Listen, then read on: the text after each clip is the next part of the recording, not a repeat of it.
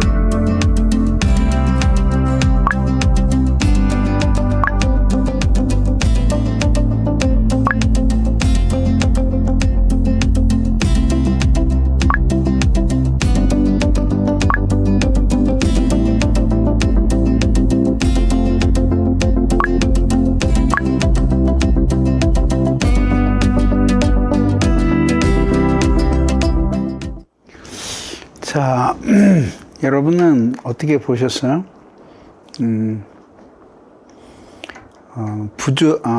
부자이면서 게으르면서도 부자다. 그러면은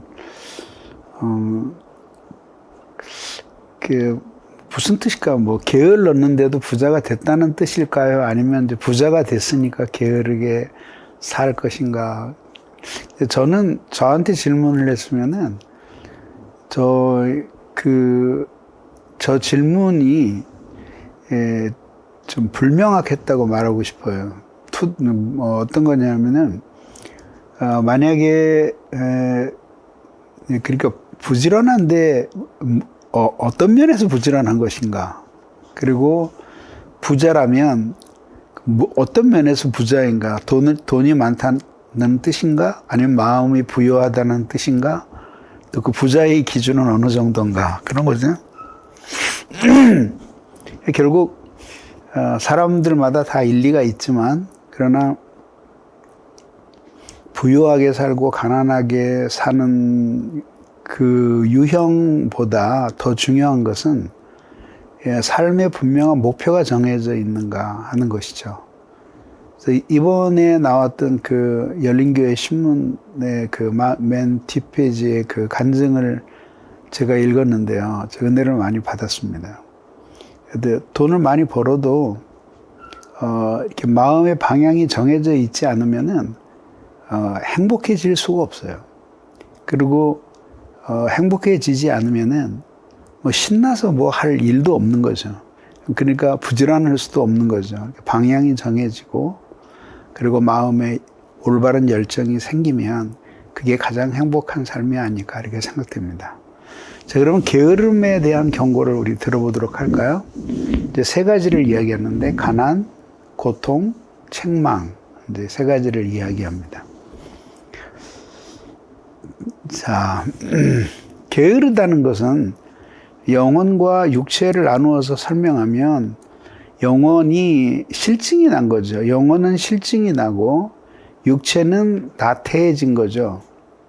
그래서 결국은 영혼의 실증이 구체적으로 육체를 통해서 나태하게 나타나고 그걸 우리들이 게으름이라고 이야기를 하는 거죠.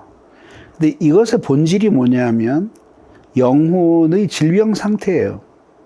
그러니까 만약에 하나님을 사랑하는 마음으로 충만해 있다면 게으를 수가 없겠죠.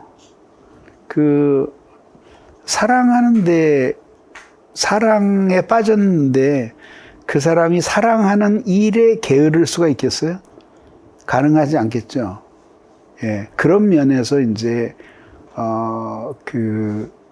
영혼의 실증, 영혼의 질병이고 그 질병이 육체로 나타난 것이 게으릅니다. 이렇게 말할 수 있는 것입니다. 예, 동의가 되시는지 모르겠습니다만 한번 더 진도를 나가 보도록 하겠습니다. 사람들은 이제 성경적인 복을 오해를 하는데 아마 성경적인 복은 이렇게 위에서 뚝 떨어지는 것처럼 어떤 요행, 기대하지 않았던 어떤 아주 기대하지 않았던 요행, 이것을 이제 복이라고 생각하는 것 같아요. 근데 그것은 성경적인 복이 아니에요. 오히려 성경적인 복은 하나님이 뿌린 대로 거두게 해주시는 거죠. 수고한 대로 열매를 얻게끔 해주시는 것. 그래서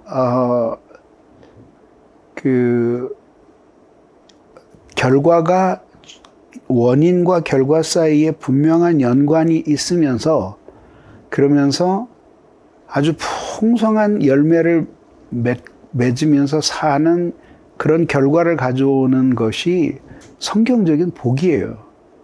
농사 짓는 사람에게는 수확의 기쁨이 있고 장사하는 사람들에게는 이익을 내는 기쁨이 있고 또 공부하는 사람들에게는 학문이 축적되는 보람이 있는 것 아니에요?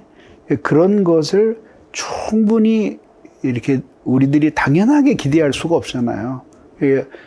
오늘날 이렇게 자영업자들이 어려움을 많이 당하시는데 그분들 중에서 부지런하지 않으신 분들이 있을 수도 있겠지만 다들 이른 새벽서부터 밤까지 고생 많이 하잖아요. 모두 다 정당한 대가를 받는 것은 아니잖아요. 그래서 택배 기사들이 이번에 그 기사님들이 전국적으로 주일부터 월요일 해서 3일인가 이렇게 쉬셨다 그러더라고요. 전 참 뭐 택배를 별로 시킬 게 없어서 그런지 모르지만은 기뻤어요. 내 일처럼. 진짜 그러면 좋겠다. 그리고 총알 배송이 아니면은 어떨까? 하루쯤 늦게 받고 그래도 그렇게 일하다가 과로사에서 일하다가 죽어버리고 이러는 불행한 일은 없어야 되지 않겠는가. 그리고 조금 한 템포 천천히 살면 무슨 관계가 있는가. 그리고 아주 진짜 한 4일, 5일씩 걸려야지 받을 수 있는 거를 이틀 안에 받아보고 싶은 사람들은 돈을 좀 많이 내라 그러고, 그리고 또 그 시간에 다른 사람을 고용을 해서 쓰고 이렇게 해가지고 좀 택배 노동자들이 더 이상 저렇게 과로사하는 일은 없어야 되지 않겠습니까? 그러니까 많은 사람들이 애쓰고 수고하지만 사실은 정당한 대가를 받지 못하게 하는 제약들이 자연적으로, 사회적으로, 경제적으로 굉장히 많은 거예요. 그런 속에서 하나님의 보호를 받으면서 수고한 열매를 정당하게 거둬들이는 것. 이것이 하나님의 복이에요. 다시 화면을 돌아가 보시면, 그러니까 당연히 수고하지 않고 게으르면 요행을 기다리는 거죠. 성실한 사람은 그런 요행 별로 기대하지 않아요. 그리고 그러면서 이제 잠언 6장 11절이 내 빈궁이 강도같이 오며 내 곤핍이 군사같이 이르리라. 어떻게 하면? 게으르면 빈궁이 강도같이 오며, 강도는 당할 수 없는 그 무력을 가지고 다가오는 거죠. 저항할 수 없다 이 뜻이에요. 군사는 수많은 군대가 한꺼번에 밀려닥치는 거죠. 저항할 수 없는 거죠. 운명처럼 그런 가난과 빈궁이 다가오게 된다. 그런 교훈을 우리에게 주고 계신 것입니다. 자, 이렇게 보면 나무가 서 있죠. 그죠? 뭐 책에 나온 대로 지금 썼습니다만 배교, 살인, 간음, 허용, 탐욕, 폭행, 교만 이런 것들이 막 열매들이, 죄의 열매들이 막 악의 열매들이 맺어요. 그것은 모두 죄라는 뿌리로부터 올라오는 거예요. 그게 게으름이라고 하는 한 둥치에서 결국 그 죄라는 뿌리에서 게으름이라는 둥치를 형성하고 거기에서 뻗어나가면서 맺혀지게 되는 거죠. 자, 예를 들어 보겠습니다. 다시 화면으로 돌아가 보시면, 자, 살인은 어떤 걸까요? 결국 살인의 동기는 미움이잖아요. 그죠? 그러면 결국은 끊임없이 그 사람을 용서하기에 게을렀던 그 결과가 극단적인 살인으로 나가는 거죠. 배교는 하나님을 배반하는 거죠. 하나님을 사랑하고 경외하기를 게을러 했던 사람들이 마지막에 저기까지 가는 거죠. 간음, 순결하게 살고 싶은 노력들을 하지 않음으로써 저런 데까지 가는 거죠. 다 허용, 탐욕, 폭행, 교만 모든 것이 똑같이 그렇게 결국은 우리의 게으름을 동반한다 이 얘기죠. 순결하게 살려면 육체 자체가, 육체와 정신이 함께 부지런해야 되잖아요. 성경 말씀을 읽고, 그리고 묵상하고, 그리고 찬양도 부르고, 은혜의 수단에 자신의 마음을 담그면서 그렇게 주님의 사랑과 은혜 안에 살아야지만 되는 거 아니겠습니까? 그게 신앙생활 아니에요. 자, 게으름에 대한 첫 번째 경고는 가난이었고, 두 번째 경고는 고통이에요. 게을러지면 결국은 고통을 받게 돼 있어요. 왜냐하면 정신이 올바른 데에 닷을 내리지 못하고 방황을 하게 되면 육체는 반드시 방탕하게 된 거예요. 여기서 육체가 방탕한다고 해서 꼭 무슨 죄 짓고 술 취하고 뭐 이런 것만 생각하지 말고요. 목적 없이 살아가는 안일한 삶이 다 방탕이에요. 오늘 하루를 왜 살았나? 그리고 오늘 하루가 정말 내 인생에 있어서 없어서는 안 되는 그런 정말 중요한 날이었는가? 이렇게 반문해 보는 거죠. 그래서 육체, 결국 게으르면 육체는 그런 식으로 방탕하게 되는 거죠. 결국은 정신적으로도 고통을 받게 되고 육체적으로도 그런 방탕한 삶을 살면 고통을 받잖아요. 그 대표적인 사람이 누구예요? 탕자의 비유에 나오는 아들이잖아요. 멀리 가서 결국은 굶주리게 되고 그리고 결국은 뭐 배고프게 되고 정신적으로 아버지의 집을 떠났으니까 방황하고 육체적으로 방탕하고 마지막에 온 것이라고는 지독한 고통, 그 돼지우리에 함께 있으면서 쥐업 열매조차도 먹으려고 해도 먹을 게 없는 그런 가난과 고통을 함께 겪잖아요. 그 게으른 사람은 고통을 받게 돼요. 그러면 이렇게 묻겠죠. 게으른데도 행복한 사람이 있는데요. 그래서 행복이라기보다도 만족이죠. 근데 그렇게 생각하는 분들에게 말하고 싶은 게 그거예요. 소크라테스가 얘기했잖아요. 만족한 돼지보다는 불만족한 사람이 되고 싶다. 사람이 훨씬 더 고차원의 고뇌를 많이 하잖아요. 그리고 뭐 우리 집에 있는 코코를 봐도 걔는 별로 노동하는 게 없어요. 그냥 집안에 지가 쫄쫄거리고 돌아다니다가 주인이 주는 사료나 먹고 또 산책 나가자 그러면은 그래 쫄래쫄래 따라 나서는 거지 뭐 걔가 무슨 노동을 하겠어요. 인간이 사는 삶이 훨씬 고달프죠. 그렇지만 여전히 인간의 삶은 짐승이 살아있는 것과 인간의 삶은 비교할 수 없는 차원이잖아요. 그래서 인간으로 태어난 것이 말할 수 없이 괴롭지만 그러나 한편으로 보면 그렇게 괴로워할 수 있는 것도 인간의 특권이기 때문에 사람으로 태어난 것이 감사하다는 생각을 하게 되는 것이죠. 어쨌든 결국 게으른 사람은 고통을 받게 된다.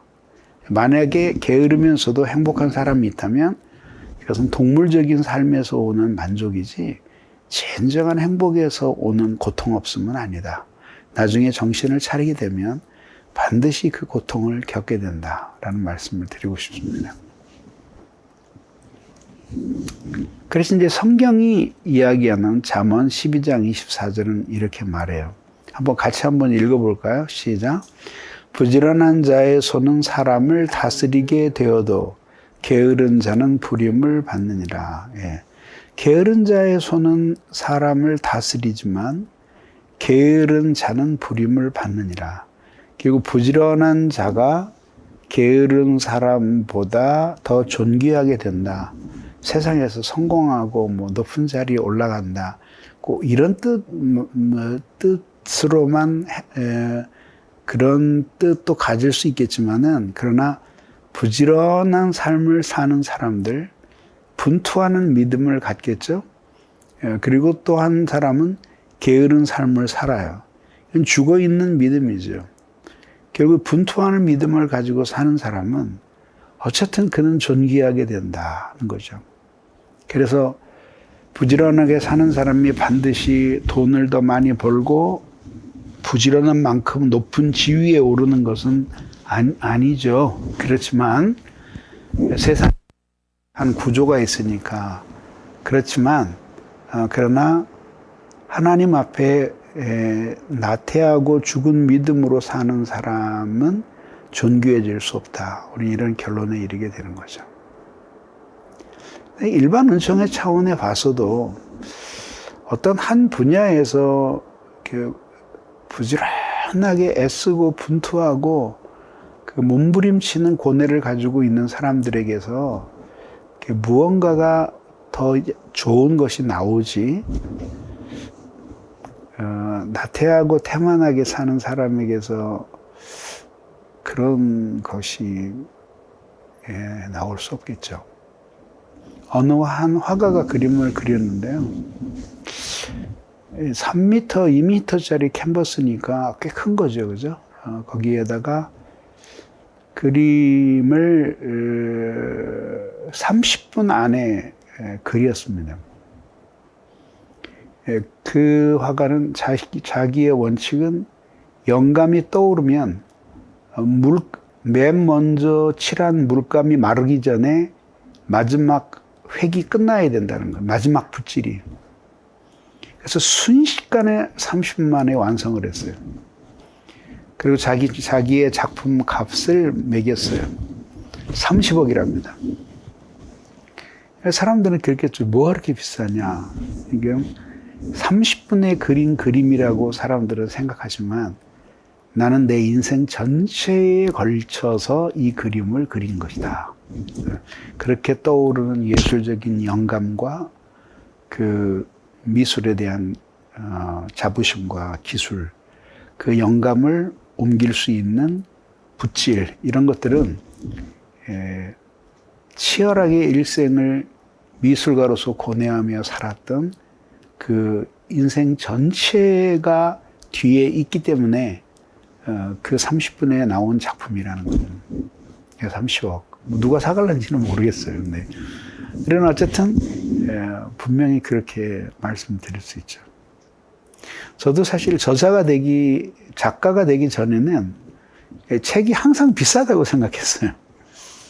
근데 작가가 되고 나서 보니까 절대로 비싼 게 아니고, 그리고 그 속에는 작가의 물론 출판사에서 책을 만드는 고뇌도 저는 분명히 있다고 보지만은 그냥 무에서 유를 창조해내는 거잖아요.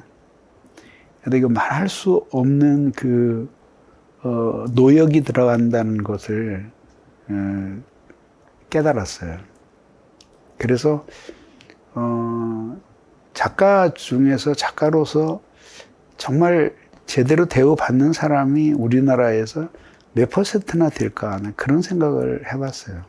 뭐 그분이 글을 잘 쓰든 못 쓰든 그거는 나중 문제고. 그래서 이번에도 이제 다음 주에 아마 책이 나오는 걸로 알고 있어요. 이제 그 시험에 관하여 여러분들이 들으셨던 설교로는 시험을 이기는 길이라고 들으셨죠? 제가 열린교회 시작하고 2번을 설교한 시리즈인데, 그거를 이제, 좀 쉽게 하려고 애를 썼어요. 그러나 하고 싶은 이야기는 다 하려고. 근데 엄청난 체력이 들어가는 거를 느꼈어요. 원고와 싸우면서. 단, 내부 출판으로 나오는 책을 기준으로 볼 때 제 생각에 확실하게 세보진 않았는데 제 기억 속에 한 13교 정도 본 것 같아요. 예. 그리고 이제 출판사하고 그 다음에 우리 열린교회 출판부하고 함께 원고를 양쪽에 이제 넘겨줬는데, 교회 내부 공과가 먼저 나오겠죠. 그러면 또 이제 일반 출판으로 나오는 거는 2번 내지 3번 정도 더 볼 테니까, 그럼 보통 16교 정도, 15교나 16교 정도 아마 될 거고, 어떠면은 뭐, 네 번을 더 볼지도 모르겠죠. 그럼 한 18교쯤 되는 거죠. 그러면, 250페이지짜리를 10교를 보면 2500페이지를 읽어야 되는 거고, 15교를 보면은 3750페이지를 읽어야 되는 거죠. 무에서 유를 창조해내고 그걸 또 다시 그 3750페이지를 읽으면서 그거를 끊임없이 고치면서 새 것을 만들어내는 거 생각을 해보세요. 거의 자신을 그 불태우는 노력이 없이는 안 돼요. 하여튼 저에게는 그렇습니다. 그래서 결국은 부지런해도 능력이 못 미치는 사람이 있지만 어쨌든 부지런한 사람에게서 결국은 무엇인가 새로운 길도 제시되고 새로운 지식도 전달되는 것이다. 저는 이렇게 말씀드리고 싶습니다. 자, 그러면 한 번 더 보겠습니다. 마지막에 이제 게으름에 대한 세 번째 경고가 나오는데 책망이에요, 책망. 그래서 이제 한 사람이 게으르게 있고, 그 다음에 이제, 온갖 일을 하고 있는 걸 보여주는 거죠. 그렇죠? 근데 저렇게 울고 웃으면서 그렇게 살았지만, 결국은 저 사람이 살았던 삶 가운데서는 하나님 앞에 칭찬받을 만한 일이 없어요. 이게 책망이라는 거죠. 자, 데살로니가전서 5장 14절을 한번 보겠습니다. 우리 같이 한번 읽어봅시다. 시작.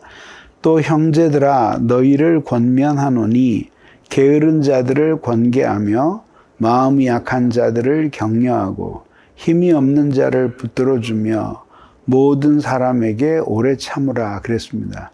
두 번째서부터 보면 마음이 약한 자는 격려해 주라는 거죠. 이렇게 연약하다고 버리지 말고 이렇게 격려해 주라는 거죠. 이렇게 약한 사람도 있구나 하고 다시 한번 기회를 주고 힘을 주라는 거죠.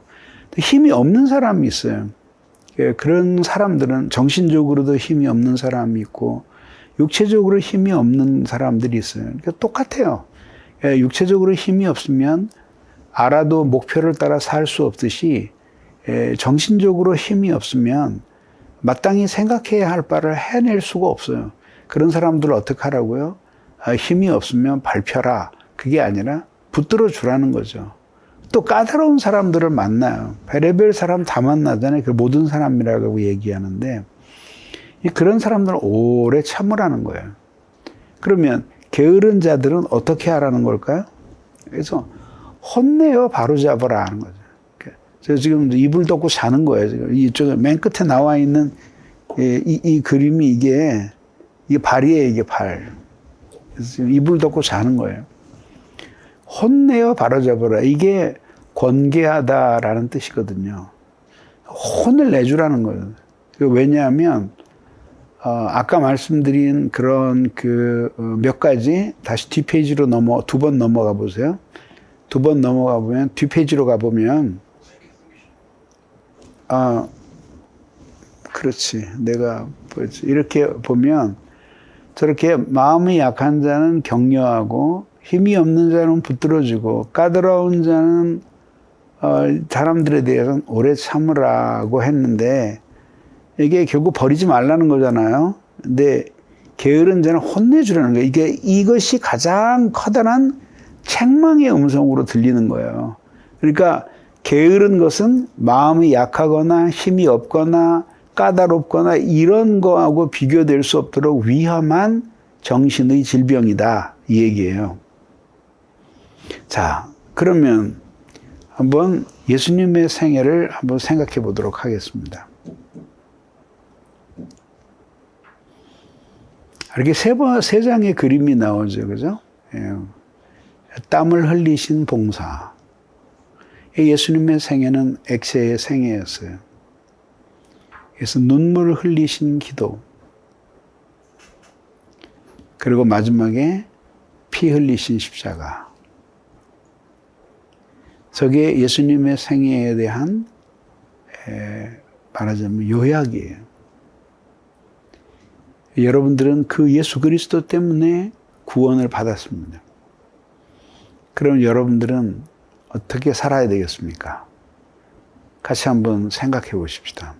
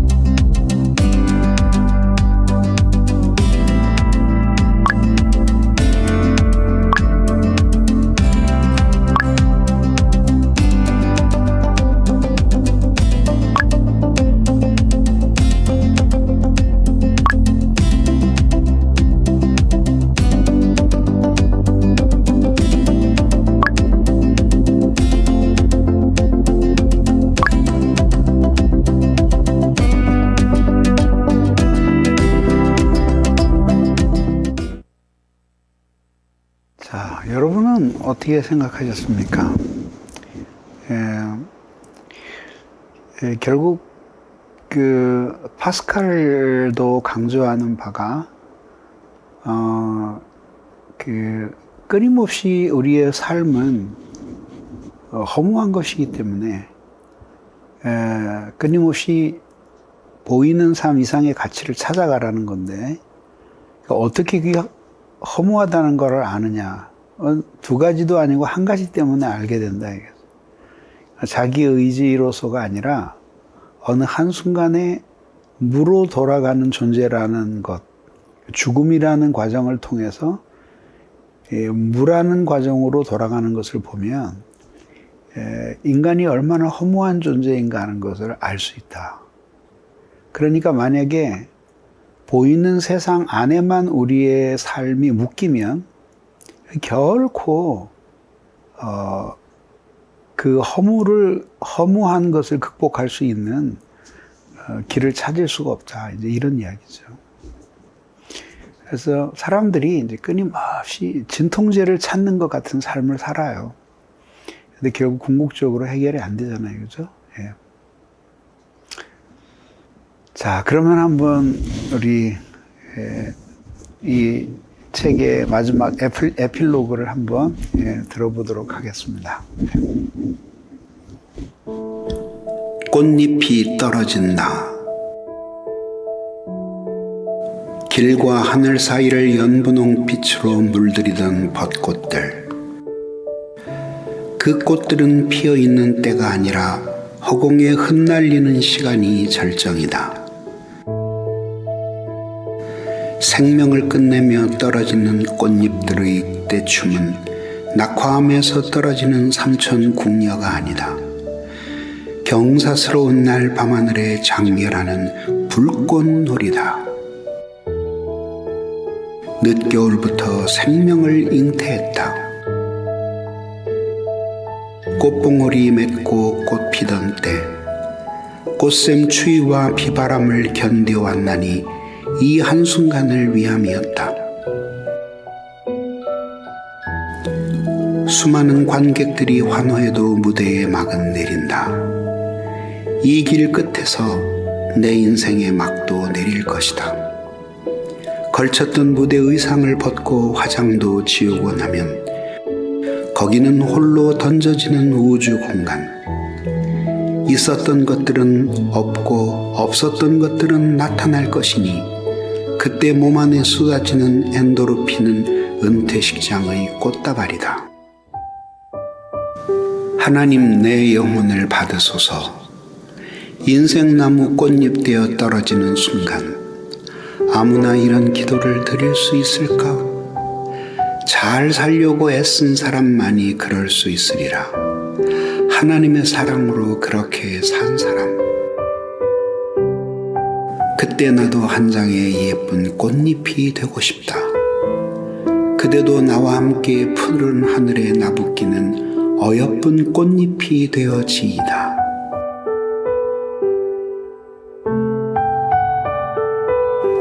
살아야 할 이유가 죽을 이유만큼 분명한 사람으로 사소서. 그래야 그대 행복할 것이기에. 저 멀리 아이들 뛰노는 소리. 어느새 봄날이 저물어 가는군요. 아, 누군가에겐 마지막 봄이겠죠?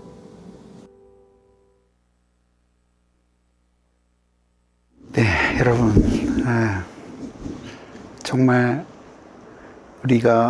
제가 이 책을 쓰던 때가 엊그제 같은데 벌써 계절이 바뀌어서 벌써 이렇게 여름이 꺾여가고 있습니다. 시간은 빨리 흐르고 흐른 시간은 다시 오지 않습니다. 우리 남아있는 우리의 인생의 날들을 잘 헤아리면서 주님 앞에 보람 있는 삶을 살아서 주께서 우리를 부르는 순간이 우리의 인생 전체의 절정이 될 수 있기를 진심으로 바랍니다. 그리고 여러분들에게 기쁜 소식 하나는 2주 후에 아마 8월 말쯤 다시 게으름이 어린이판으로 나옵니다. 그래서 예쁘게 그림책과 설명이 들어있는 그런 동화책 형태로 나오는데 여러분들이 어린이 게으름을 위해서도 많이 기도해 주시기를 바랍니다. 여러분 이렇게 7과까지 공부하느라고 너무 애쓰셨고요. 그리고 좀 더 나은 공과 공부가 되도록 우리 모든 교역자들과 스태프들이 더 많이 애를 쓰겠습니다. 부족한 것들은 여러분들이 너그럽게 봐주시고 또 더 좋은 제안이 있으면 여러분들이 좀 해주시면 감사하겠습니다. 다음 시간은 우리 다시 게으름 전체를 한번 돌아보면서 그러면서 한번 책 한 권 끝나는 책거리 하는 시간 같이 그렇게 우리가 한번 순서를 만들어 보았습니다. 다음 시간에 여러분 또 만날 수 있기를 바랍니다. 감사합니다.